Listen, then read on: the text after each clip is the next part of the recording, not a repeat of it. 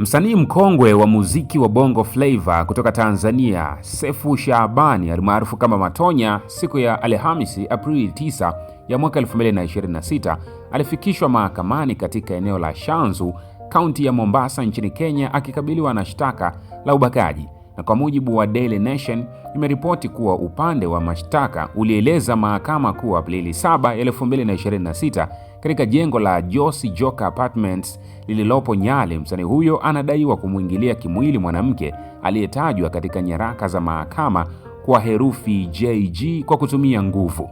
Matonya, ambaye anafahamika zaidi kupitia nyimbo mbalimbali ikiwemo wimbo maarufu kabisa wa Violet, alishtakiwa kwa kosa hilo chini ya kifungu cha 3(1)(a) kikisomwa pamoja na kifungu cha 3(3) cha sheria ya makosa ya kingono. Mbali na shtaka hilo kuu, msanii huyo pia anakabiliwa na shtaka mbadala la kufanya kitendo kisichofaa kwa mtu mzima, na mahakama iliambiwa kuwa alimgusa mwanamke huyo sehemu zake za siri bila ridhaa yake. Sasa baada ya kusikiliza maelezo ya pande zote, mahakama ilimruhusu mshtakiwa kupewa dhamana ya shilingi 500,000 pesa za Kenya, sawa na shilingi milioni 10 pesa za Tanzania, na hii ni kwa sharti la kuwepo mdhamini mmoja raia wa Kenya mwenye dhamana ya kiasi kama hicho.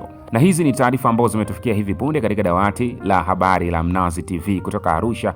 Mimi naitwa Moni himself, mvuvi wa burudani. Kazi yangu kubwa ni kuhakikisha taarifa zote zinazoendelea ndani na nje ya mipaka ya Tanzania unazifahamu kwa karibu. Kwa lolote na kwa chochote, share na mimi comment yako hapo chini kwenye comment section.